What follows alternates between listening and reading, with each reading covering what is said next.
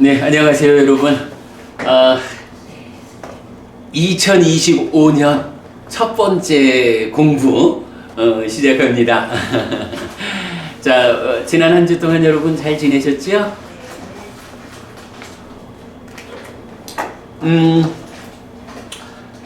2월 18일 서울서 진행하는 윤회 토론회, 그리고 2월 9일 부산서 진행하는 윤회 토론회, 두 번의 토론회가 예정돼 있어요. 그 토론회를 준비하기 위해서 우리가 윤회를 주제로 책을 만들고 있습니다. 그래서 지난번 여러분 요 책 우선 제본을 해서 우리가 공부 교재로 쓰자라고 해서 나눠드렸는데 이제 이 책이 우리가 담아야 하는 내용에 비해서 사이즈가 너무 작아요. 그러다 보니까 내용을 다다 보니까 이 책보다도 더 두꺼워지는 거예요. 그래서 책의 사이즈를 바꿨어요. 이 책의 사이즈로 바꾸니까 딱 500페이지로 완성이 됐는데 이 책의 표지는 이렇게 만들었어요. 제목이 죽으면 어떻게 될까라고 하는, 사실은 죽음이라는 문제에 대한 보편적 질문으로 책의 제목을 삼았지만 또 부제가 죽음에 대한 이야기, 죽으면 어떻게 될까는 많은 사람들의 관심이잖아요. 그 관심에 대해서 부처님이 가르쳐준 윤회 이야기라고 해서 부처님의 가르침이라는 방향성을 가진 책이지요. 그래서 책 중간에 부처님 사진을 탁 넣었어요. 다른 거 없이 그냥 깔끔하게. 저기 이디가 부부님, 이 부처님 조금 흐립니다만은 어디서 본 부처님 같지 않아요? 네. 어디서 봤을까? 제 외계 구석에서는 잘 모르겠고 우리 단도 카톡방에 그래, 카톡방에 있죠. 그분이 오르는 것 중에 맞아요. 아닌가? 맞아요. 그 중에 부처님이고, 이 부처님이 우리가 지난번 이제 11월 달에 스리랑카로 마츠마니까야 관통법회 회향법회를 다녀왔잖아. 그때 마하메우나워 사원 중에 보면 그 큰 법당도 있지만 스님들 생활관이 있었잖아요. 그 스님들 생활관에 있는 부처님이야. 근데 아주 상호가 좋고 정말로 부처님이 가르쳐준 윤회 이야기라는 이 부제에 부처님 하는 이런 느낌을 줄 수 있겠다 싶어서 이제 이렇게 표지를 만들었어요. 스님들 생각하고 있어서 우리도 뵀나요? 그 스님. 우리는 가서 전화하겠잖아요. 그거 눈 깎아 거기에. 그 저기 그 식당 앞에 있는 거. 예. 거기. 하여간 그래서 이렇게 그 표지를 만들었고요. 그래서 하여간 책은 요 책 사이즈는 이제 너무 작아서 이 책으로 만들었더니 딱 500페이지로 맞춰졌어요. 그 사이즈를 요 책에 맞춘 거예요. 네. 자, 그렇게 해서 오늘 인쇄소로 보냈거든요. 그래서 아마 1월 18일 토론회 전에 책이 나와가지고 토론회에서도 쓰고 또 서점으로도 판매가 될 거고 그렇게 됩니다. 자, 그런 가운데 우리가 오늘 수업은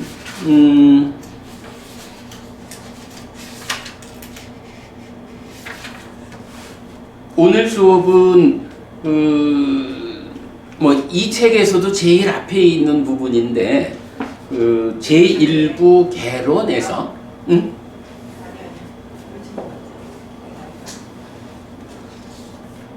자, 일부 개론에서 윤회가 무엇냐, 어떤 삶의 과정을 윤회라고 말하느냐 하는 것을 개괄적으로 정리한 글이 이 책의 제일 첫 번째 주제로 나오거든요.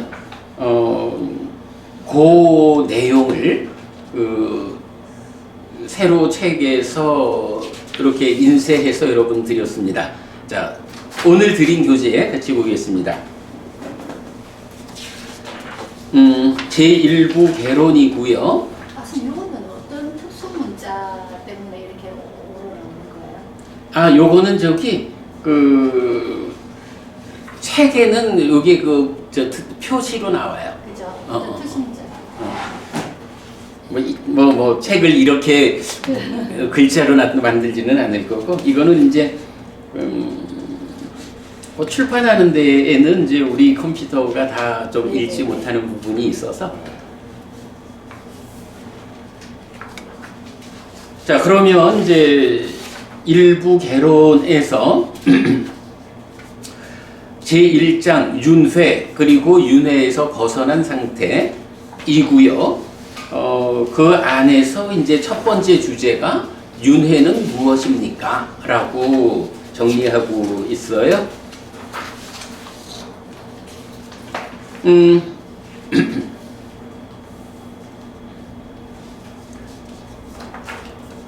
자, 이제 5페이지부터 공부 시작하겠습니다.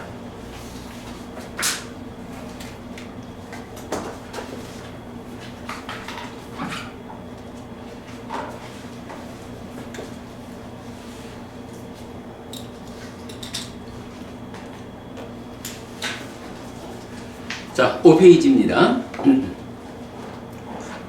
경은 다양한 관점으로 나라는 존재, 즉 중생에게 적용되는 유위의 삶을 설명하는데 연기된 식의 윤회라고 선언할 수 있습니다.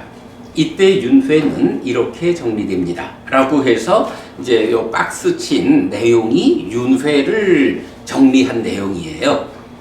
자, 여기서 별표하고 유위라는 말, 우리 이제 무위상류다에 보면 무엇이 무위인가 아상카다라고 해서 탐진치가 부서진 것, 그래서 무탐무진 무치의 상태가 무위다라고 말을 하기 때문에 그 무위 아닌 것으로의 유위는 탐진치가 함께한 중생의 삶이다 라는 거 우리가 알고 있죠. 자, 박스 부분 보겠습니다. 부처님은 6개 6가지 요소 지수, 화풍, 공, 식의 가르침을 통해 몸에 종속되지 않은 마음, 식을 말합니다. 자, 여기서 이제 작은 괄호 1번 있거든요. 이제 요 번호대로 요 부분을 뒤에서 설명하고 있어요. 자, 일단은 전체를 읽어보겠습니다. 이 식은 속성이 없고 한계가 없고 모든 관점에서 빛나는 것이지만 번뇌 또는 무명과 애 때문에 몸을 의지하고 몸에 묶이면 중생이라고 불립니다. 그리고 이 의지 관계는 마음과 몸, 달리 말하면 식과 명색이 서로 조건되는 현상으로 나타납니다. 그래서 몸이 무너져 죽으면 몸은 다른 생명의 먹이가 되고 식은 새로운 의지 관계를 구성하기 위해 다른 몸으로 옮겨가는데 태어남이고 윤회입니다. 이렇게 몸이 죽어도 따라 죽지 않는 마음이 부모에 의해 제공된 명색, 몸에 6개 지수, 화풍, 공과 함께한 식으로 찾아와서 잉태합니다. 그런데 이 식은 조건에 의해 생겨나는 것이면서 이 세상과 저 세상에 걸쳐 끊어지지 않고 흐릅니다. 죽는 순간 태어나는 것입니다. 태어나면 이 몸과 함께 삶의 과정을 누적하는 변화의 과정, 연기된 식으로 한평생을 살다가 무명과 애를 해소하지 못하고 몸이 무너져 죽으면 다시 몸으로 가서 이런 과정을 반복하게 됩니다. 그러나 사는 동안 무명과 애가 해소되면 몸으로 가지 않는데 태어나지 않게 되는 것입니다. 태어나지 않을 때 비로소 죽지 않음, 즉 불사가 실현됩니다. 이렇게 불생에 의한 불사가 실현될 때 비로소 윤회에서 벗어나는데 이것이 깨달음이고 열반의 실현입니다. 그러면 불이 꺼지듯 식은 세상에 흔적을 남기지 않습니다. 또한 어떤 이유로도 다시 태어나지 않습니다. 그렇다고 아라한의 사후가 단멸, 즉 무가 되는 것은 아닙니다. 다만 헤아려지지 않는 영역이어서 무기로 소개할 뿐입니다. 네, 이렇게 그 윤회를 포괄적으로 정리를 해봤고요. 자, 이제부터는 이제 이거를 단락단락 읽어보면서 어떤 경들에 의해 가지고 이렇게 윤회를 정리했을까 하는 부분 살펴보도록 하겠습니다. 자, 백과사전에 실려야 되겠어요. 그래야겠죠. 네. 뭐 위키백과 같은 거, 맞아요. 정말 좋았어요. 내가 사실은 이제 요 부분을 뭐 몇 년 전에도 이제 이런 내용을 적었었고 계속 좀 보충을 해가지고 공부가 쌓이는 만큼 또 보충이 되는 거죠. 근데 아직도 뭔가 조금 좀 더 보충을 하면 좋을 듯한 뭐가 있기는 있어. 그런데 지금 상태에서 어떤 부분을 끼워 넣으면 틀이 전체적으로 깨져서 너무 넓어져 버릴 것 같아서 일단은 이제 이 상태로 마감을 했거든요. 근데 뭐 이 상태로도 훌륭하고 사실은 여기서 지금 내가 말하는 조금 더 설명되어져야 하는 내용들이 사실은 이제 이 책의 전체 내용으로 나오는 거, 이렇게 보면 될 것 같아요. 그래서 이 정도면 지금 전체적으로 15관점으로 정리를 했거든요. 이 부분만 좀 우리가 잘 이해한다 해도 뭐 윤회 이거요? 라고 말할 수 있지 않을까 생각해요. 자, 그러면 이제 순서대로 한번 따라 보겠습니다. 자, 1번은 뭐냐 하면 부처님은 6가지 요소의 가르침을 통해 몸에 종속되지 않는 마음, 식을 말합니다. 이랬거든요. 히디가 부부님, 우리가 보통 물질, 색 또는 몸 말할 때 뭐로 물질을 말하죠? 물질 하면 몸인데 그걸 구성하는 요소. 물질은 어떤 요소들로 구성된다? 지수화풍. 그죠? 네. 지수화풍이잖아. 이제 요소라는 개념을 놓고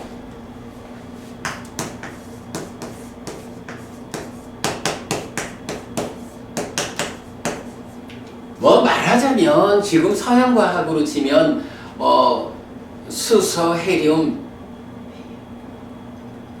이제 이거 화공과가 그것도 다 까먹었네.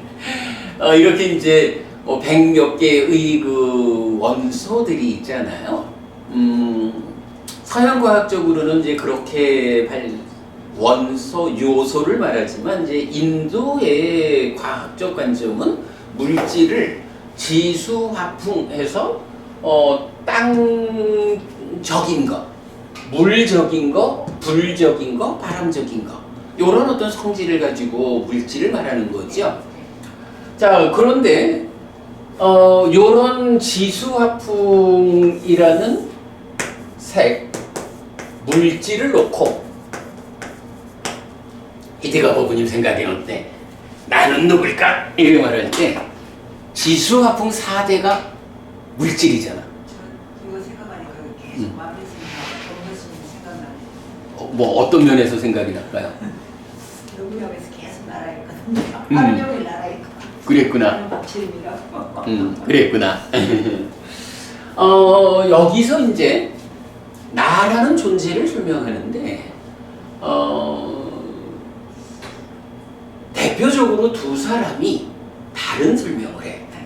한 사람은요, 부처님 당시 육사외도 중에 한 사람인데, 육사외도 하면 알죠? 그 부처님 당시에 6명의 외도 스승들이 있었다고. 아지따 깨사깜발리라고 하는 외도의 스승이 있었어. 이 아지따 깨사깜발리가 무슨 말을 하냐 하면 4대 4대라고 하는 게 지수화풍이란 말이야. 4대. 이것이 사람이다. 이런 표현을 하는 거야. 그럼 이제 이게 뭐냐 하면 나는 누구야? 나라는 사람 얘기를 하잖아. 나는 누구야? 라고 하는데 너가 뭐냐 하면 지수화풍이라는 물질적 요소로 구성된 존재예요. 이렇게 말하는 거야. 말하자면 물질적 요소니까 몸이지 뭐. 나를 말할 때. 그러면 한 가지 의문이 생기잖아. 보부님, 마음이라는 게 있나? 눈에는 안 보이라. 여기서 이제 우리가 마음이라는 거를 생각해 봐야 한다고. 이 마음이 있기는 분명히 있어요. 지금 우리가 이렇게 생각하고 말하고 하는 거 몸이 다 하나? 마음이 몸과 함께.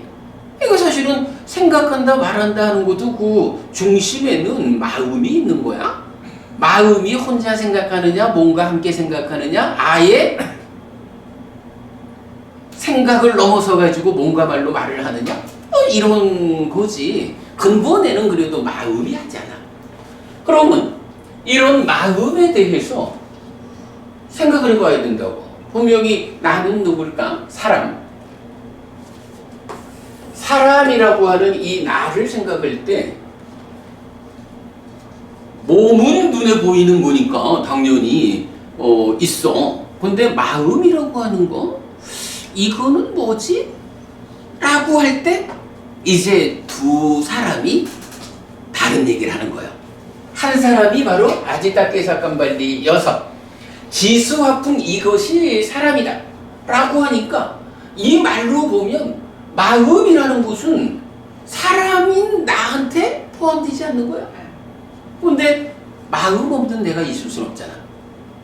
이 이야기는 어떻게 이해해야 하냐 하면 마음이 있기에 당연히 있지. 그런데 이것이 몸에서 생겨나는 것, 파생되는 것.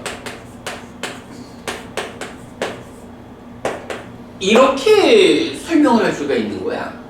사실은 아지타케사칸발리도 뭐 외도의 스승이니까 뭐 높은 철학자겠죠. 이런 철학자가 뭐 마음이 없다 이렇게 말하는 거 아니죠? 삶을 설명할 때는 그 근본 자리에 있는 거 이렇게 이제 말하는 건데 이 사람이 생각할 때는 사람이라는 게 몸이 있고 마음이라는 게 있지.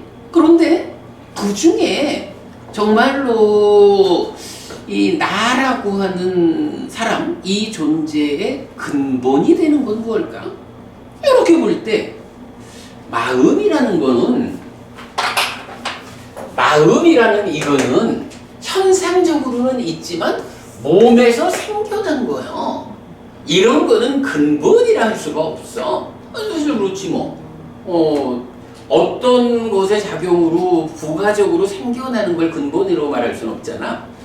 그러니까 이제 아지타케사칸발리는 딱 그 말을 하는 거야. 마음이라는 거는 있기는 있는데 몸에서 파생되는 것, 즉 몸에서 지수화풍으로 구성된 몸의 작용에 의해서 2차적으로 생겨나는 것, 이렇게 보는 거야. 그러니까 이렇게 파생되는 것은 근본이 아니니까 그걸로 인간을 말할 수는 없어. 이런 거거든. 이런 설명이 지금도 세계적으로 엄청 힘을 받고 있는 사상이야. 그걸 뭐라 하죠? 그게 유물론이라고.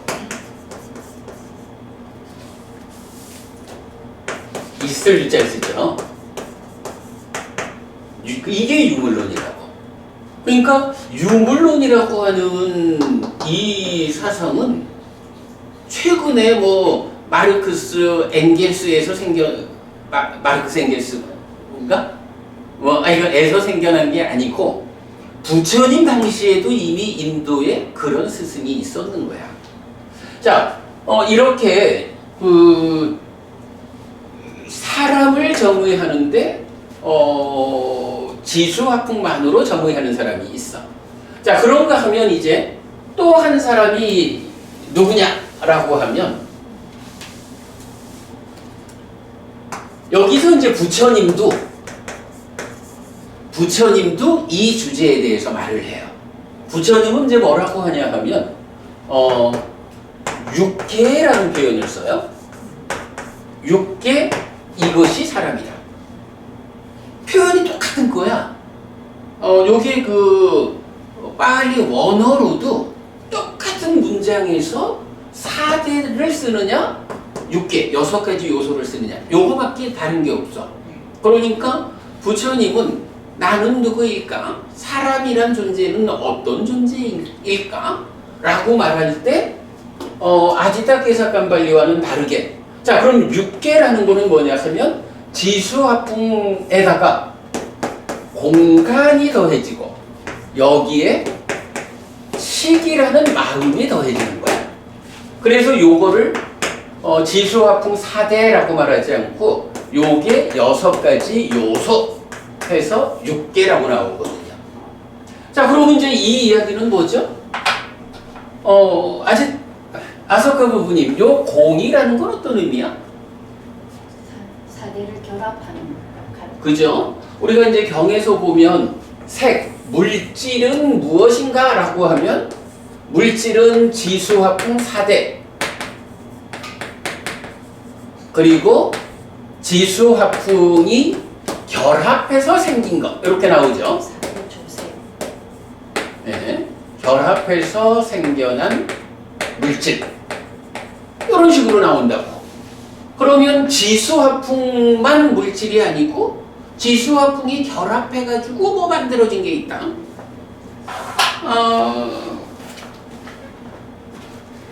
요 컵이 있잖아요. 요 컵이라는 게 사실은 어떤 형태로든 요게 인도식으로 표현을 하면 지수화풍이라는 4가지 물질 요소가 결합되어 있는 거야. 그런데 만약에 이것이 결합만 되어 있다라고 한다면 이거를 뭐라고 불러야 돼? 뭐라고 부를 수가 없어. 이거를요 경은 뭐라고 하냐 하면 지수화풍 4대가 결합해 있는 것을 공간이 싸준다. 공간이 어떻게 싸느냐 하면 공간이 바깥을 싸주는 거야.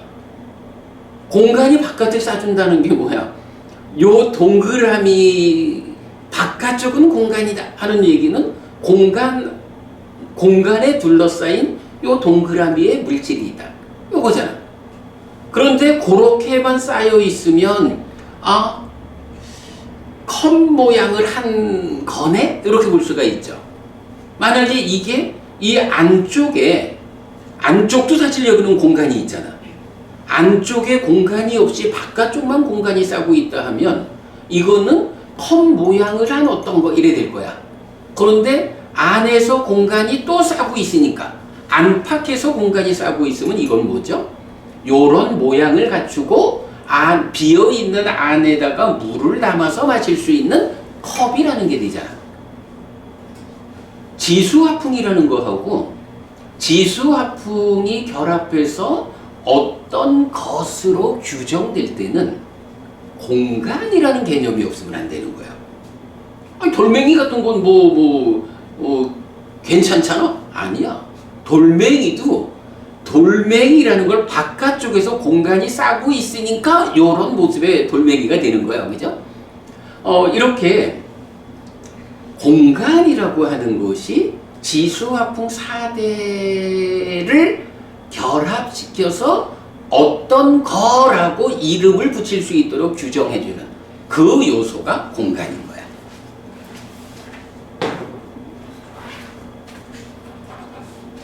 그래서 요 공이라고 하는 거는 사실은 지수화풍을 결합해 주는 거. 그래서 개념적으로는 공간까지를 포함해 가지고 색이라고 봐야 할 거야. 우리 몸도 색이잖아. 우리 몸이 참 우리 어릴 때 보면 정말로 배우들 탤런트들 보면 콧대가 어떡하고 참 잘생겼어. 아이고 너는 왜 그리 못생겼니? 이래 해도 사실 그것도 생각해 보면요. 콧대가 잘생겼다 하는 것도 그 잘생긴 콧대만큼을 허용하고 나머지를 공간이 센 거야. 콧대가 나죠 하는 거는 공간이 좀 더 많이 센 거야. 사람도 똑같은 거야. 그래서 일단 지수화풍 공이라고 하는 여기까지가 색, 물질이고 또 몸이고 그런 거죠. 자, 그런데 이제 문제는 부처님은 이렇게 지수화풍 공뿐만이 아니라 식이라는 것까지 더해가지고 6가지 요소, 이것이 사람이다 라고 말을 하거든요. 그럼 이건 뭔가 뭐 물질 중에 이제 사람 이야기를 하려면 일단 지수화풍 공은 몸을 말한다 이렇게 봐야 되겠죠.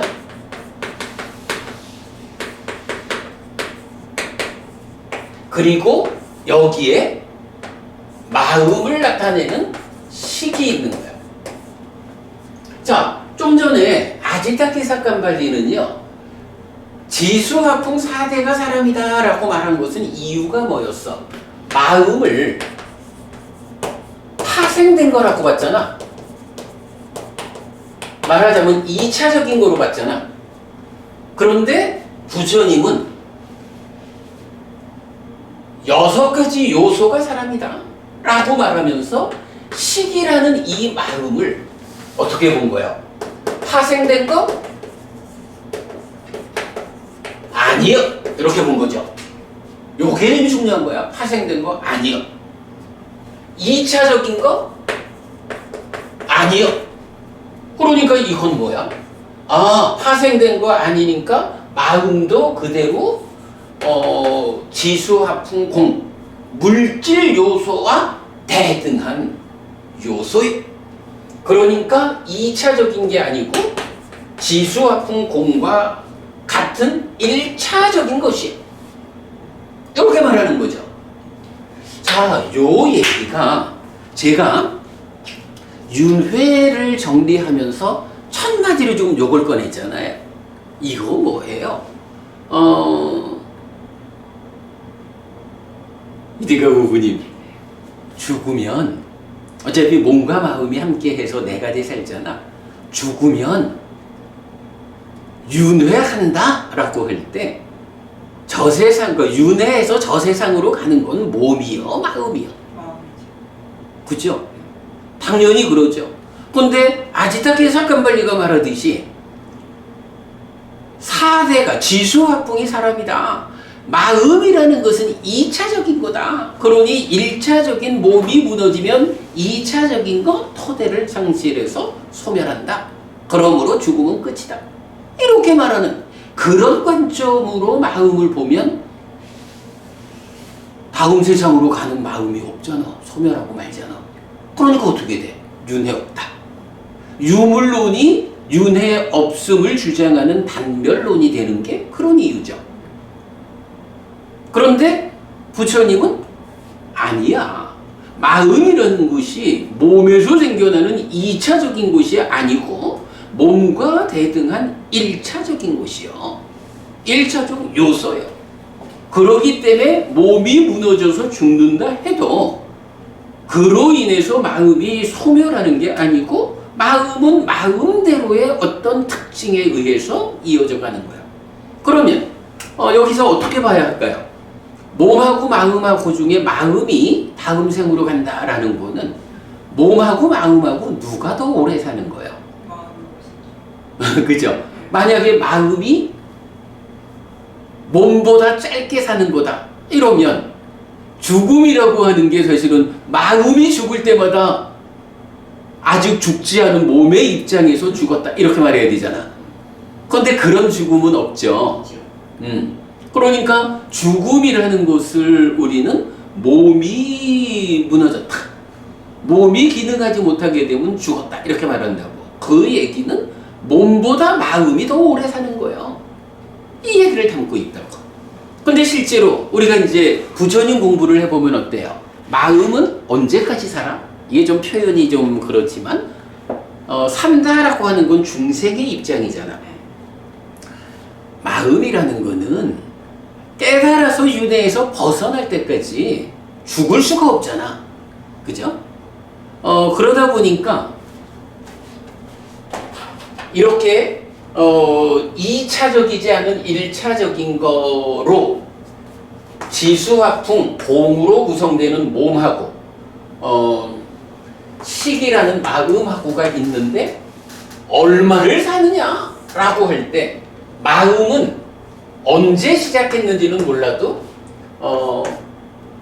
깨달음, 윤회에서 벗어날 때까지 마음은 살아야 되는 거야. 근데 몸이라는 건 어때? 뭐 인간을 기준해서 보면 인간이 한 100년 살잖아. 한 100년 살면 몸이 기능을 못해. 왜냐하면 지수화풍이라는 물질 요소가 결합된 거라서. 그러니까 더 이상 몸을 유지하지 못하게 되면 무너졌다 그러고 죽었다 이런다고. 이거요, 신들의 입장에서 보면 신은 얼마나 오래 살아. 우리가 그 아침 독성할 때 보면 그 상세한 포살경에서 그 사왕천의 신들부터 타화자재천의 신들까지의 그 수명의 기준 나와 있잖아. 그래서 타화자재천의 신들이 90몇 억 살죠. 있어, 해간. 그런가 하면 새끼 무새끼로 올라가 버리면 새끼요 무새끼 올라가면 겁이라는 단위로 살아. 무지하게 오래 사는 거야. 인간하고는 비교가 안 될 만큼 아주 오래 살아.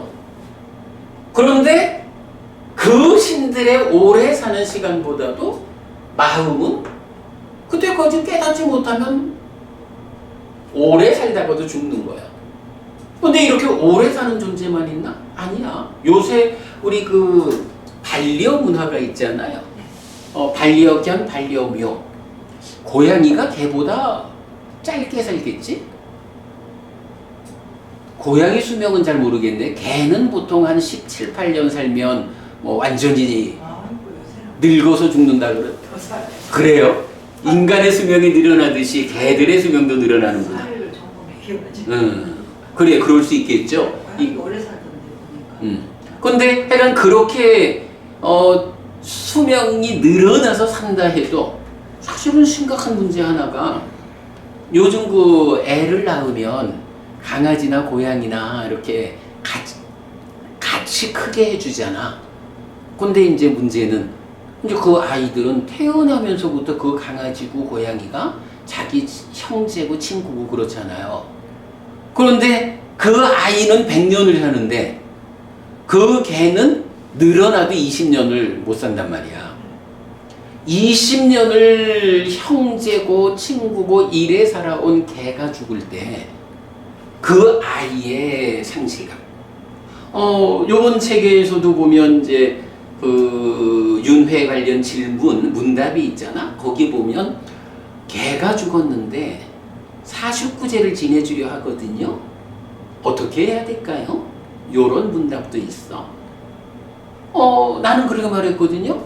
뭐 요즘처럼 우리 사회가 개나 고양이를 그냥 뭐 기르는 이렇게 보지 않고 반려동물로 가족으로 보니까 그 사람이 죽어도 49제를 지내주는 것과 같이 그 강아지를 위해서 49제를 지내주고 싶다 하는 거는 뭐 타당하다고 본다. 사람 죽으면 영락공원이 12만 원 받고 하는데 강아지 죽으면 20만 원에서 150만 원에 장례식. 그렇구나. 그런데 이제 한 가지는 내가 무슨 지적을 했지. 49제를 지나는 건 타당할까? 라고 해서 그 중주가 없기 때문에 49제를 지낼 게 아니라 우리가 이렇게 법회 마칠 때 읽는 이 보시가 돌아가신 친지와 혈육들에게 도달하기를 사용하기를 이래잖아. 요 문장에다가 돌아가신 친지와 혈육들 대신에 강아지 이름을 넣어서 뭐 강아지가 예를 들어 멍멍이라면 이 보시가 멍멍이에게 도달하기를, 이 보시가 멍멍이가 사용하기를 이런 식으로 회양을 해주는, 제사를 지내주는 이런 부분을 제가 언급하고 있거든. 근데 이제 어쨌든 하여간 몸이라는 것은 인간 100년이고 인간보다 더 짧게 사는 생명들도 많다고. 뭐 이런 입장을 이런 관계를 보면 한 가지를 우리가 말할 수 있죠. 아, 몸하고 마음하고는 생존 기간의 불균형이 있다.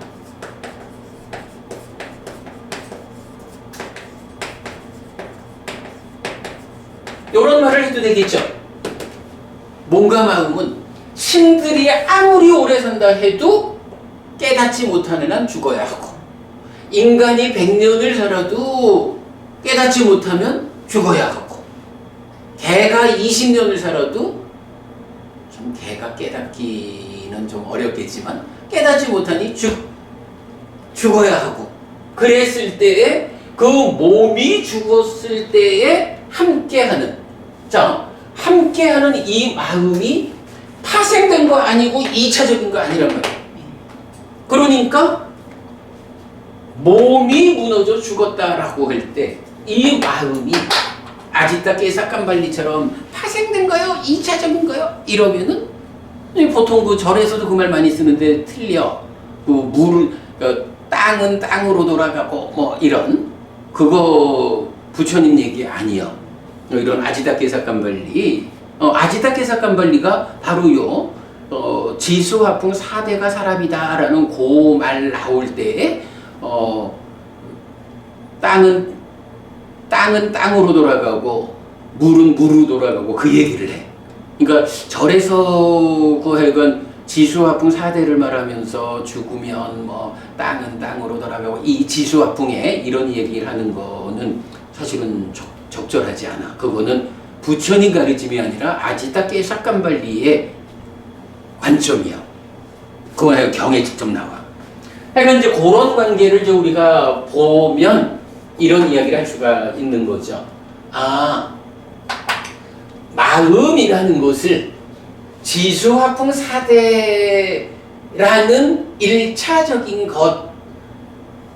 것에서 1차적이지 않다라고 보는 아지타 깨사깜발리냐, 아니면 몸과 대등한 1차적인 거여서 거기에 생존기간이 불균형, 몸보다 더 오래 살기 때문에 죽으면 마음이 윤회한다 라고 말하는 요 관계를 보는 거거든요.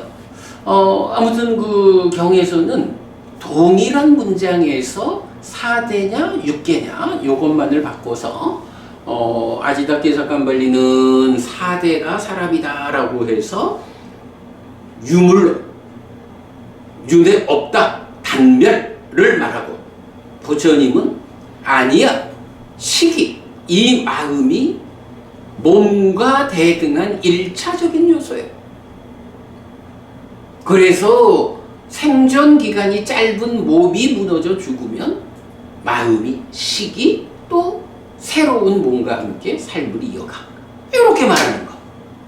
윤회를 말하는 데는 하여간 첫 번째 주제가 요건 거예요. 사실은 제가 이렇게 이제 6개 이것이 사람이다 라는 부처님 말씀을 아지타 깨사깜발리하고 비교해가지고 부처님이 윤회를 말하는 출발 이래 했을 때 옛날에 어떤 그 초기 불교 안에서 아주 유명한 어떤 교수 한 분이 글쎄 얘기를 들어보니까 해필 스님은 지수화풍 공식 6개가 사람이다, 이걸 부처님이 말했다라고 해서 윤회한다라고 하는 출발 자리를 삼더라. 근데 그거 안 맞아. 이렇게 말하는 사람도 있었어요. 뭐 당신 법회에서 당신 제자들을 상대로 뭐 말하는 거니까 뭐라 할 수는 없지만 그 얘기는 뭐냐 하면 이런 의미를 모르는 거야. 만약에 그이가 지수화풍 공식 6개를 말하는 거에다가 아지타 깨사깜발리가 4대만으로 말하는 이 2개를 같이 보고 왜 이렇게 두 사람은 사람을 다르게 정의했을까? 이런 부분을 주의 깊게 보았다면 내가 하는 얘기를 틀렸다 할 수 없거든. 예, 어쨌든 그렇게 이제 보았고요. 자, 그래서 이제 여기다가 제가 적기를 몸에 종속되지 않은 식, 단결론의 극복 이렇게 적었어요. 자, 그 다음에 이제 두 번째 문장은 뭐냐 하면 이 식은 속성이 없고 한계가 없고 모든 관점에서 빛나는 것이지만 이랬거든요. 식이라고 하는 요거 이제 이건 요 마음이 있어. 이 식이 어떤 걸까? 식이 원래 깨끗한 걸까? 오염된 더러운 걸까? 식이 어떤 걸까? 라고 우리가 좀 생각해 볼 수 있는데 이 식은 일반적으로는 어때요? 중생을 구성하는 식이라는 것은 요런 형편이죠. 번뇌의 영향, 번뇌 때문에 탐진치가 함께하는, 그래서 무명과 가래가 함께하는 요런 오염된 상태의 마음을 우리가 보게 되잖아요. 그런데 그렇다고 해서 이 식이라는 것이 원래 식이라고 하는 그놈은 오염된 거요? 원래 그렇다 하면 황보부님, 만약에 이 식이 원래 오염된 거다 이래 되면 이 식이 오염을 떨쳐내고 깨달을 수 있을까요? 원래 그런 거라고 하면? 원래 그렇다 하면 원래 상태가 그런 상태인데 그걸 어떻게 해결을 하겠어? 그놈 자체가 그런데. 그 점에서 이제 부처님은 식이라는 것이 이런 번뇌에 붙잡히기 이전, 탐진치에 붙잡히기 이전, 무명과 가래에 붙잡히기 이전의 상태가 있다. 요걸 알려주는 거예요. 근데 그 표현을 어떻게 하냐 하면 이제 요 6페이지에 이제 2번 속성이 없고 한계가 없고 모든 관점에서 빛나는 식으로 말하는데 디가니까야 11번 깨왔다경이 있고요. 그 다음에 마치마니까야 49번 범천의 초대경이 있거든요. 위냐낭 아니다사낭 아난땅 삿바또 파방이라고 해서 식은 속성이 없고 한계가 없고 모든 관점에서 빛난다. 이런 표현을 써요. 속성이 없고 한계가 없다. 모든 관점에서 빛난다. 아소카 부부님, 여기서 속성과 한계를 말하잖아요. 속성이 없다. 어떤 의미죠? 외도마키테를 속성으로 하는데 그래. 바로 그 얘기죠. 우리가 이제 이번 책에서도 강조하는 주제 하나가 뭐냐 하면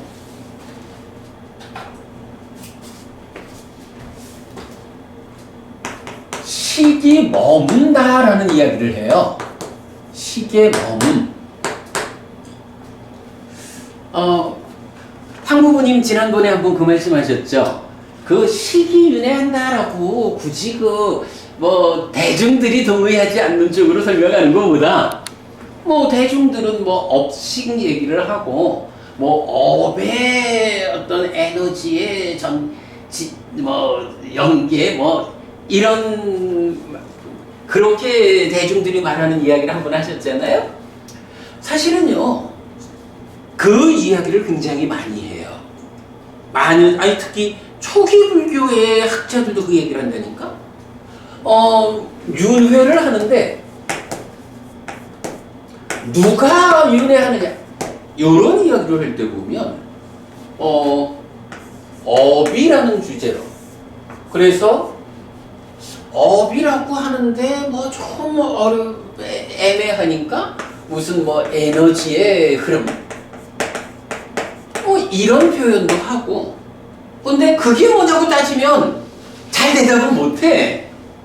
그죠? 많이들 그게 윤회라고 하는 게 무슨 에너지예요 뭐 이런 얘기를 많이 하는데 그래서 그게 뭐냐고 물으면 대답이 안 되는 거야 이게. 제가 요번 책에서도 아주 비중 있게 하나 다룬 게 뭐냐 하면 업을 지으면 어떤 현상이 있습니까? 라는 거를 말해요. 자, 업이라는 게 우리 이제 메커니즘 여기 12연기란 말이야. 여기서 이제 보면 방금 이제 아소카 보부님은 의도와 기대가 속성이다 이 얘기를 하셨고, 그런데 전체적으로 보면 무명과 가래 요래되는 상태에서 의업과 신업과 구업, 신구의 업을 짓잖아요. 이 업을 짓는데 경에서 그런 표현을 하는 거야. 여기서 번뇌의 영향 위에 무명과 가래 위에 기뻐하고 드러내고 묶여 머무는 요런 삶을 살게 되면 두 가지 현상이 있다. 이런 과정에서 몸과 말과 마음으로 행위를 한다. 업을 지으면 한 가지는 상이 잠재한다. 이런 표현을 써요. 상이 잠재한다? 아소카 부부님, 요 상은 뭐라고 봐야 돼? 어떤 의미야? 번뇌. 아니, 그보다 이 상이 어떤 의미로 잠재하는 거야?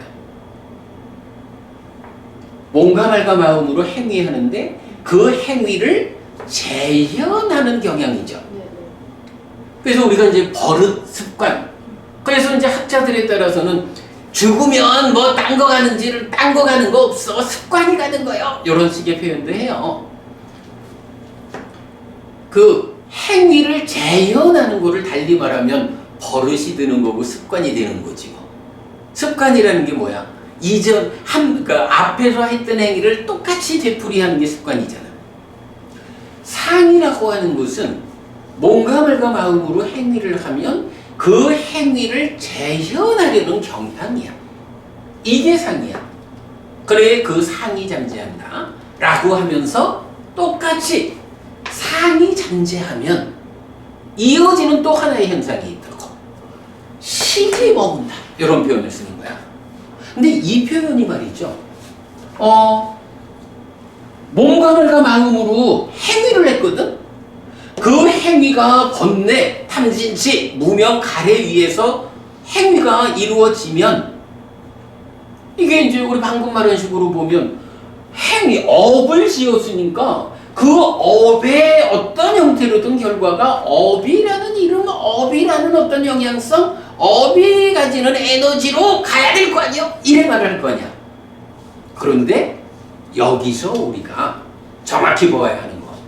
사실은요, 황보부님, 업이라는 게 그 업을 짓는다 하면 행위를 하는 거잖아요. 업이 스스로 업을 짓나요?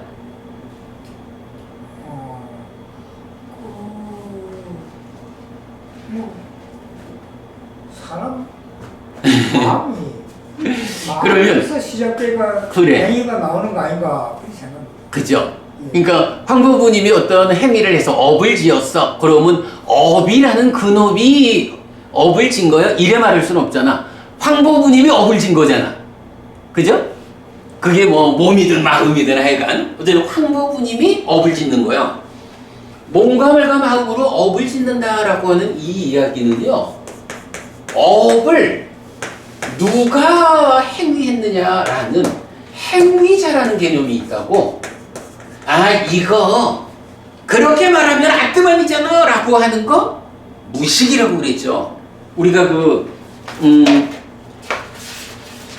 이 책에 처음에 뭐 했어? 무아 이래가지고 내가 없다? 아니야. 내가 지금 세상을 살아가고 있는 내가 있는데 내가 아뜨만이 아니야? 요렇게 말하는 거라고 했어요. 업보는 있어도 지은 자는 없다? 이런 말도 뭐 많이들 해요. 그게 행위자가 없다는 얘기겠어. 그 행위자가 아뜨만이 아니여 하는 얘기겠지. 행위자가, 그러니까 황보부님이 있으니까 황보부님의 업이 지어지는 거잖아. 그죠? 이거를 부정할 수는 없잖아. 무아? 황보부님이 아트만 아니잖아요. 황보부님 자체가 무아적인 존재잖아. 이런 얘기를 하는 거라고? 행위자가 있어야 되는 거야. 그러면 몸과 말과 마음으로 신업, 구업, 의업, 업을 짓는다고? 그럼 그 업을 짓는 자가 있다고. 그 짓는 자가 누구냐? 라고 하면 사실은 우리 요거는 뭐 계속 공부해서 알죠? 업의 원인, 조건 이럴 때 심과 탐진치 뭐 이래서 나오잖아. 마음이라고 하는, 요 심이라고 하는 마음이 행위하는 마음이야. 행위자의, 그러니까 행위자로의 마음이라고. 그래서 신구의 삼업 할 때 누가? 라고 말하면 심이라고. 그런데 이 심이라는 건 또 뭐죠? 이게 황보부님 나중에 우리 공부 이런 삶의 메커니즘 이런 과정을 좀 공부를 해보시면요, 진짜 보부님 누구니 읽어요. 심이라는 게 뭐냐 하면 식. 아소가보님 이거 뭐죠? 심. 식 더하기 탐이라고. 식이 1차 인식에서 생겨난 식이 수를 대상으로 2차 인식할 때 상이 공동주관으로 참여한다고. 상과 수가 심해. 심을 형성하는 작용이라고.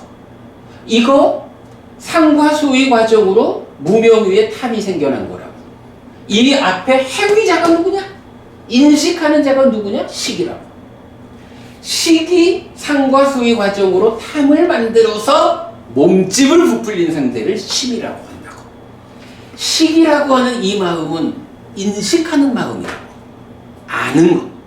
아는 일을 하는 마음이 아는 일의 결과로 탐을 만들어서 몸집이 커지면 그 커진 몸의 상태로 행위를 한다고. 그때 심이라고 부른다고. 자, 행위자가 심인데 요게 식 더하기 탐이야.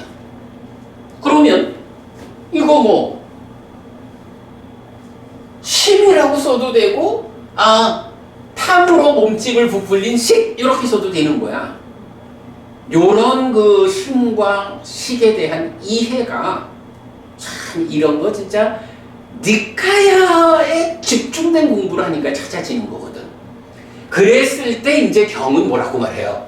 이런 업을 지었는데 심이라는 행위자가 업을 지었는데 이 업의 결과로 두 가지 일이 있다. 하나는 상이 잠재한다. 그리고 하나가 결정적으로 여기서 식이 머문다. 그런 표현을 한다고. 식이 머문다. 요 개념을 이거나 이건 공부를 쌓아가야 하고 알게 될 거예요. 식이 머문다라는 걸 여기서 하거든요. 그러면 이제 이 이야기는 뭐냐 하면 행위를 하면 행위가 업이 그대로 업이라는 이름, 업이라고 하는 행위성을 가지고 그대로 윤회하는. 그런데 그걸 뭐라고 말하기 어려우니까 업이 어떤 에너지로 이래 하는데 왜 그게 설명하기 어려우냐 하면 부처님이 그렇게 설명하지 않았기 때문에 부처님과 다른 방법으로 업에 의한 어떤 윤회를 말하려니까 힘든 거예요. 근데 이제 부처님은 이 자리에서 이런 업이 식이라는 마음 상태로의 어떤 결과를 만든다라는 거야. 그럼 여기서 식이 딴 거야? 아니라고. 몸과 말과 마음으로 신구의 삼업을 지을 때 그 행위자가 심인데 이 심이 뭐냐 하면 식 더하기 탐이라. 심도 원래는 식인 거예요. 몸집이 커졌을 뿐이지. 그리고 이제 존재경에서 비유를 하잖아. 식은 씨앗이고 가래는 양분이고 업은 밭이요. 신구의 삼업이라고 하는 이 행위하는 업이라는 밭에 식이 씨앗으로 뿌려지고 거기에 번뇌, 탐진치, 무명 이렇게 생겨나는 가래가 양분으로 비료를 뿌려주면 씨앗을 뿌렸는데 거기에 비료를 주면 이제 업이라는 밭에서 무럭무럭 자라날 거 아니야. 그 자라나는 것이 하나는 상으로 자라나고 하나는 식으로 자라난다. 이 식이 무엇이냐? 행위자의 원입니다. 이래가지고 여기서는 한마디를 해주는 거예요. 업이 윤회하는 게 아니고 업 짓는 자가, 그죠? 업에 대한 행위자가 윤회하는 거예요. 이게 당연하지 않겠어요? 그죠? 황보부님이 업을 지었어. 근데 업이 윤회한다 그러면 황보부님은 어디가? 황보부님의 삶의 과정으로 업을 짓는 거고 그 업에 대한 책임을 황보부님이 지는 거 아니에요? 행위자로서? 이 개념이 윤회의 본질인 거예요. 식이 머문다라고 하는 요 한마디를 우리가 놓치면 안 되거든요. 그래서 이제 이렇게 식이 머문다라는 게 있는데, 이건 존재경 1번에서 그러는 거야. 식이 씨앗이고, 애가 양분이고, 업을 밭으로 식이 머무는데,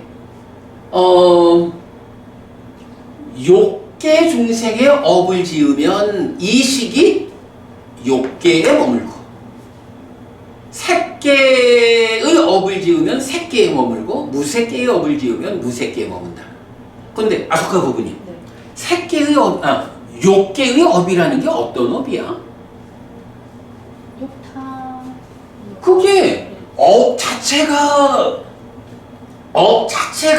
욕계의 업으로 정해져 있는 건 아니잖아, 그치? 업을 짓는데 그 안에서 작용하는 탐이라고 하는 게 욕탐, 색탐, 무색탐 요래 있는데 식이 욕탐으로 몸집을 부풀린 상태에서 행위자가 돼서 행위를 하면 욕계의 업을 짓는 거잖아. 그럴 때 식이 욕계에 머문다. 이렇게 표현을 하거든. 행위 자체에서 어떤 그 결정성이 있는 게 아니고 행위자의 상태가 지금 욕계 중생으로의 탐을 일으켰느냐, 색계 중생으로의 탐을 일으켰느냐, 무색계 중생으로의 탐을 일으켰느냐, 어떤 질적 수준으로 이 행위자가 업을 짓느냐, 이게 업이 욕계, 색계, 무색계의 업이다 이렇게 말하는 거잖아. 행위자의 문제거든. 그리고 바로 그 행위자가 욕탐에 의한 업을 지으면 욕계에 머물고, 색탐에 의한 업을 지으면 색계에 머물고, 무색탐에 의한 업을 지으면 무색계에 머물고, 요렇게 식이 머문다라는 개념이 있는 거예요. 자, 그리고 그렇게 이제 식이 머물 때에 그게 이제 존재경 1번이야. 그런데 존재경 2번이 뒤따라 나오거든요. 존재경 2번은 똑같은 이야기를 하는데 머무는 것을 달리해. 존재경 2번, 식을 씨앗으로 애를 양분으로 업의 밭에서 의도와 기대가 머문다. 이런 표현을 해. 의도와 기대라는 게 뭐야? 행위의 출발자리잖아. 윗닦아로, 닦아 안에서 생각이 떠올라가지고 윗자라고 접근하고 나면 이제 이렇게 접근해서 만난 요 대상에 어찌 해보려는 의도를 일으키잖아. 어찌 하려는 의도를 일으키면서 어찌 해가지고 내가 무언가 기대하는 바가 있는 거지 뭐. 그리고는 지향해서 업으로 나아가잖아. 이럴 때 바로 그 행위의 출발자리. 특히 이 의도라는 건 경에서 뭐래요? 의도가 곧 업이다. 의도하면서 몸과 말과 마음으로 업을 짓는다. 이래 말하잖아. 이 행위의 출발에 있는 의도와 기대가 머문다 라고 해서 식이 머무는 여기서 기본적으로 식이 머문다 라고 할 때 식은 뭐예요? 이 식이 이런 삶의 과정을 거쳐가지고 머문 거잖아. 식 자체가 아는 거잖아. 이 식이 그래서 기억인 거야. 내입처, 외입처에서 외입처에 대한 알무로 생겨나가지고 지금 이 순간 행위하는데 엎짓는 데까지 한순간을 살았어. 내가 이렇게 이것에 대한 알미면서 그 대상에 대해서 이런 행위를 한 데까지의 기억이 있는 거잖아. 알. 그래서 식이 머문다 할 때는 식의 몸통은 기억이다. 이렇게 우리가 해석을 하는 거야. 그런데 또 하나 의도와 기대가 머문다 라고 하니까 의도와 기대는 식의 속성이다. 행위를 하는데 어떤 의도를 가지고 행위했을까? 라는 것이 식의 속성으로 함께 머문다. 요래 되는 거죠. 요렇게 해가지고 식이 머문다라는 이 개념 위에서 식이라는 게 몸통은 기억이고 그 속성은 의도와 기대다. 이렇게 이제 볼 수가 있는 거야. 자, 그럼 이제 요런 그 식의 속성을 우리가 이해했다라고 하면 이제 이 경에서 깨웠다 경하고 범천의 초대 경에서 이 말을 하잖아. 식은 속성이 없다. 속성이 없다. 요 얘기를 한다고. 속성이 없다. 아소가 법부님, 속성이 없다라는 건 무슨 얘기야? 윤리적인 그죠? 의도와 기대가 있는 거죠. 여기서 우리가 보통 경에서는 이 전체적인 게 다 그렇지만 의도 이러면 그래서 의도에 속한 업을 짓는다 이렇게 말하면 우리가 경이 그렇게 말을 하거든. 의도에 속한 업을 짓는다라고 하면 이 의도가 없다 이 얘기예요? 우리 삶이 의도하지 않는 상태로 진행되나? 아니요. 의도라는 것은 삶의 메커니즘이요. 다만 의도라고 하는 요것도 12연기가 말하는 무명으로부터 출발해 무명의 조건지어진 의도가 일반적으로 부처님이 삶을 설명할 때의 용어라고. 그럴 때 의도가 있는 업을 짓는다라는 것은 무명 위에서 업을 짓는다. 방금 그래서 유의적인 업이라 그랬죠? 바로 그거야. 탐진치가 함께하는 무명과 가래가 함께하는 요런 업을 지을 때 그러한 그 업의 출발 자리에 있는 의도 이렇게 말하는 거잖아. 그래서 의도라는 것을 이제 그렇게 보아야 하는 거죠. 이렇게 이제 의도와 기대가 속성인데 속성이 없다라고 말하는 것은 결국 의도가 없는 게 아니라 유의적이지 않다. 번뇌 때문에 무명과 탐진치, 가해 요렇게 되는 유의적인 삶이 아니고 번뇌가 부서졌기 때문에 무명이 버려지고 명이 생겨나서 무탐 무진이 되고 애멸해 요런 상태로 삶이 진행되면 요 의도의 자리에서 의도가 없는 거야 그게. 그죠? 요렇게 유의 무위의 관점으로 이 부분을 이해하는 게 아주 중요하죠.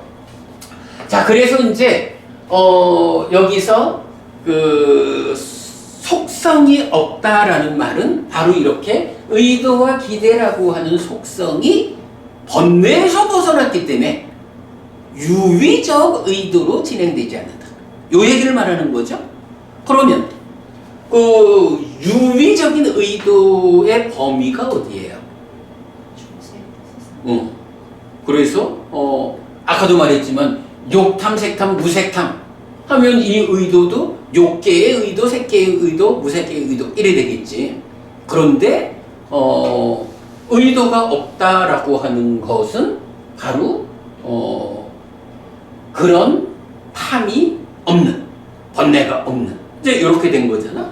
그러니까 속성이 없다라는 말은 그대로 이제 연결되는 개념이 하나 나오는 거죠.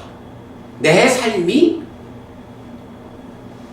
욕계라는 제한된 삶이냐, 색계라는 제한된 삶이냐, 무색계라는 제한된 삶이냐. 그래서 이제 요거 대표적으로 그 탐이승경에서 이런 말을 하죠. 식이 머물고 늘어난다. 이런 말을 하면서 식의 머뭄에 대해서 어떤 표현을 하냐 하면, 집이 있어. 서쪽에 창이 있어. 아침에 동쪽에서 햇살이 비추면 이 창이 없다면, 창이 없으면 벽이잖아. 이 햇살이 어디에 머물겠느냐? 벽에 머물 겁니다. 그러면 여기에 창문이 생겨가지고 벽이 없으면 어디에 머물겠느냐? 아, 그거는 이 건물이 서 있는 땅에 머물 겁니다. 이렇게 말을 하죠. 그런데 더 나가서 이 땅이 없다라는 요 얘기는 뭐냐 하면 호수에 떠 있다면, 바다에 떠 있다면, 그러니까 그 다음에는 물에 머뭅니다. 이렇게 말하거든. 그런데 그 다음에 물도 없다면 이렇게 말한다고. 물도 없다면이라는 건 뭐예요? 이게 큰 바다를 놓고 보면 이게 얼마의 기울기로 햇볕이 들어오느냐에 따라서 뭐 수백만 킬로도 갈 수가 있지. 그런데 전혀 물에도 머물지 않는 경우는 어떤 거야? 이게 0도짜리의 아무런 기울기가 없는 상태로 쭉 나가면 아무리 멀리 가도 물에 머물지 않죠. 머물지 않는다라는 개념을 이렇게 말해준다고요.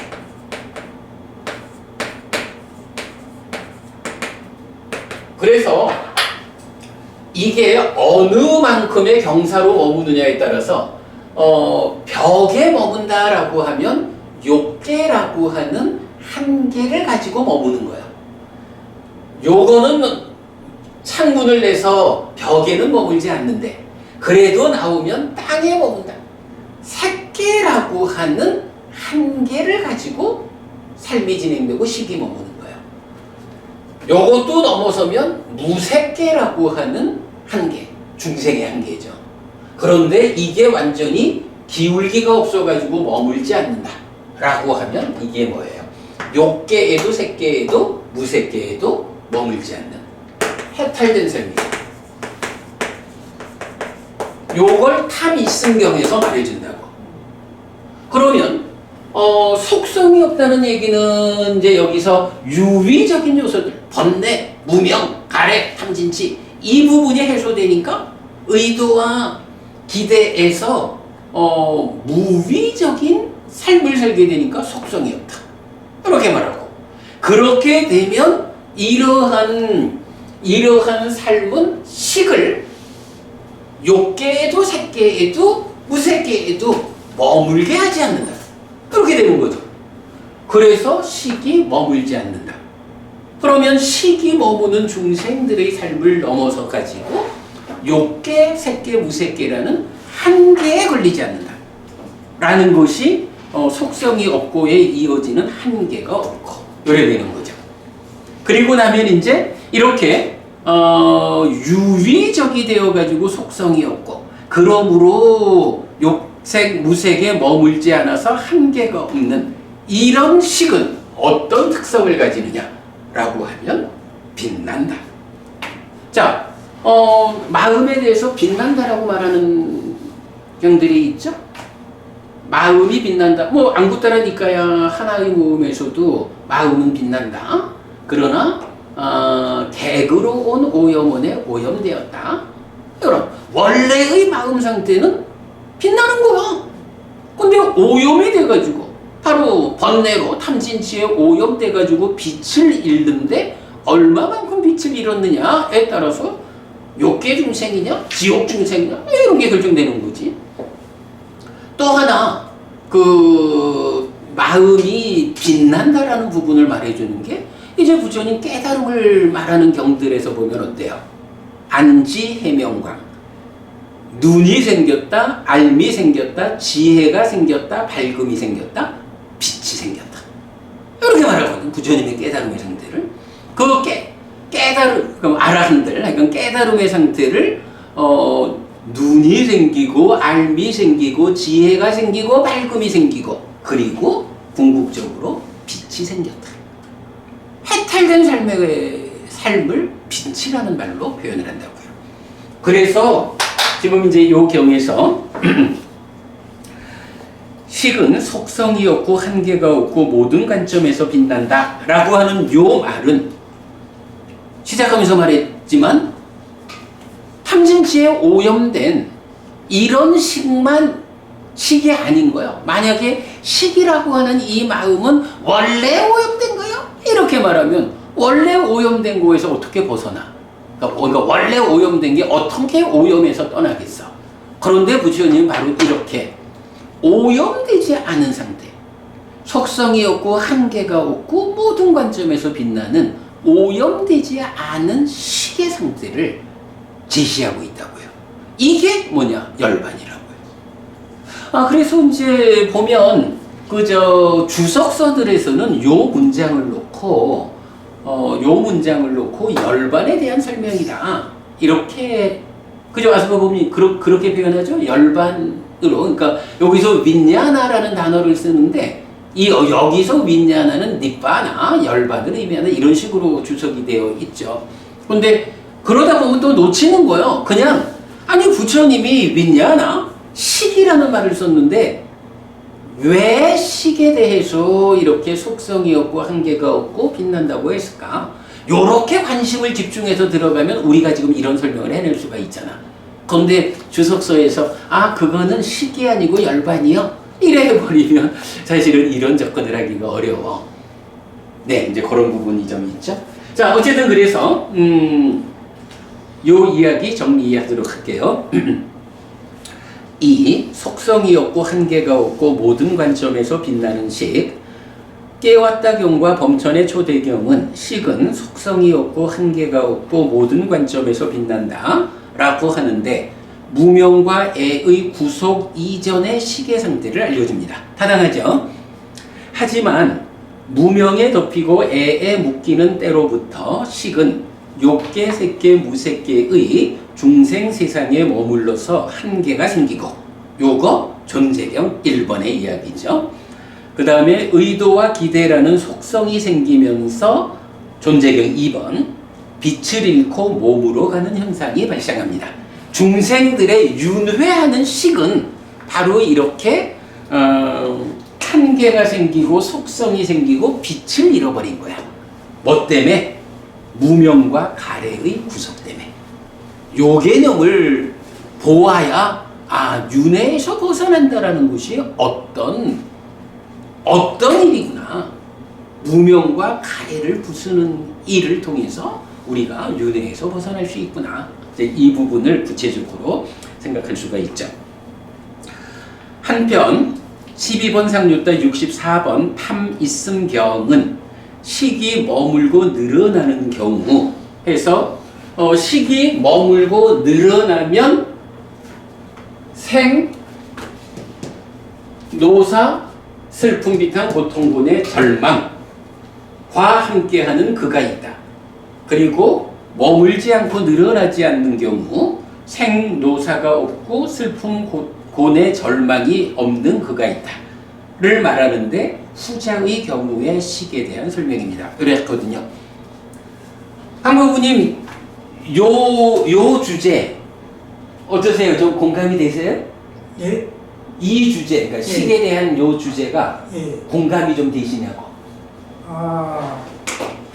이해는 갑니다. 예. 그런데 여기에서 식이 원초적으로 원래는 속성이 없고 한계가 없고 모든 관점에 빛난다 했는데 그놈이 어째가지고 뭡니까 애의 지배를 받는지 그게 어머니입니다.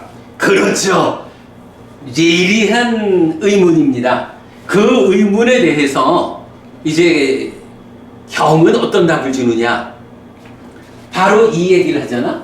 15번 상류따가 시작을 할 수 없음 상류따 20개의 경이 모두 하는 얘기가 무명에 덮이고 가래에 묶여서 옮겨가고 윤회하는 중생에게 윤회의 시작점은 알려지지 않는다 라고 해서 제가 지난번에 설명드렸죠.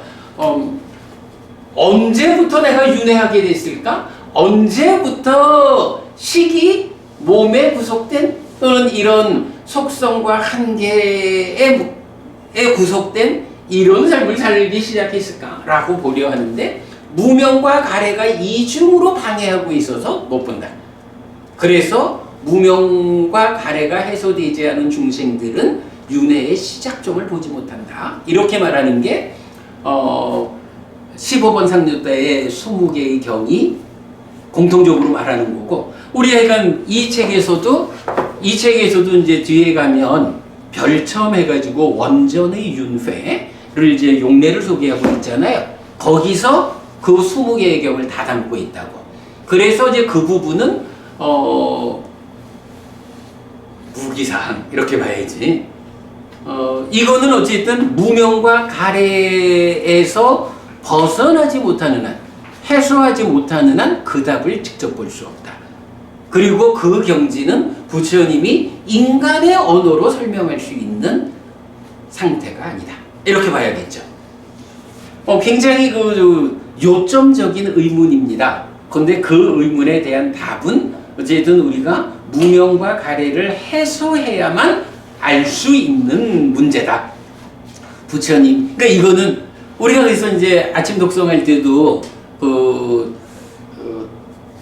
분석경에 대한 이야기를 강조하잖아요. 부처님이 당신의 깨달음, 그리고 그 깨달음으로 이끄는 과정, 이런 부분을 설명을 해야 하는데, 문제는 설명을 들어야 되는 존재가 누구냐면 인간이잖아요. 그러니까 인간의 언어로 부처님이 법을 설해야 하잖아. 인간의 언어로 인간을 넘어선 깨달음의 경지, 거기로 이끌리는 삶을 설명을 하려니까 부처님이 용어에다가 특별한 정의를 해서 사용을 하잖아요. 그게 분석견이잖아요. 이제 그런 부분들도 다 같은 맥락에서 그 깨달음의 경지를 인간의 언어로 표현하기 어려운 이제 그런 부분들이 이제 그 15번 상류따에서는 무명에 덮이고 가래에 묶여서 옮겨가고 윤회하는 중생들에게 윤회의 시작점은 알려지지 않는다. 언제부터 이 식이 이렇게 오염돼가지고 내가 중생으로 살게 된 거예요?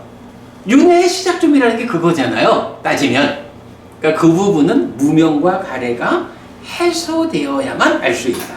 그러니까 부처님의 그 깨달음을 이끄는 모든 가르침은 무명과 가래를 어떻게 부술 것이냐, 그래야 답을 알 수 있다, 이렇게 나오지.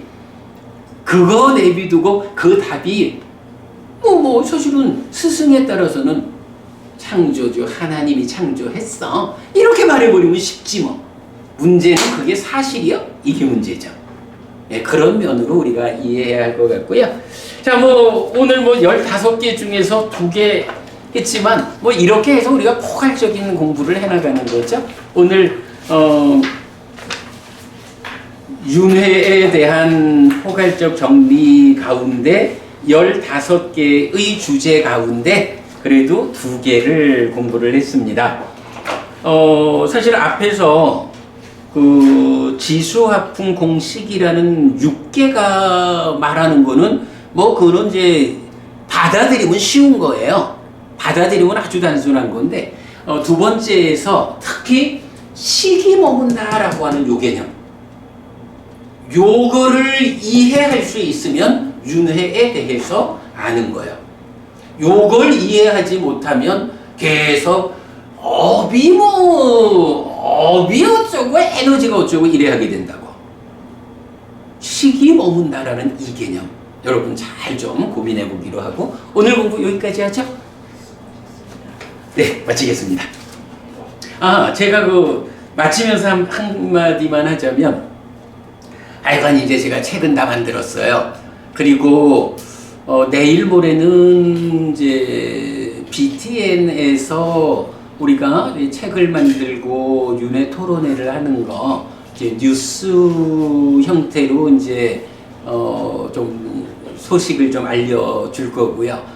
그리고 금요일 날은 이제 제가 서울 가서 BBS 불교 방송 무명을 밝히고 금요 포커스에서 거기는 뭐 한 50분 가까운 시간 동안 윤회에 대한 이야기를 조금은 심도 있게 대화를 하게 될 거예요.